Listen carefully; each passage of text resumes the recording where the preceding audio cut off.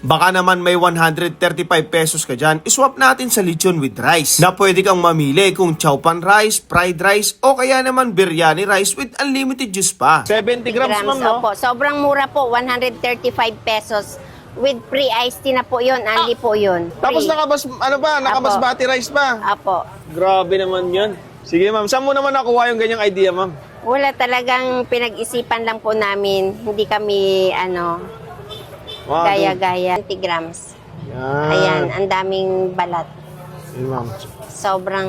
So ito na yung 130 Apo, ma'am. 135. Tapos may kasama pa tong drinks ma'am. Apo, Nesty, free Nesty. Pati Wow. take out po.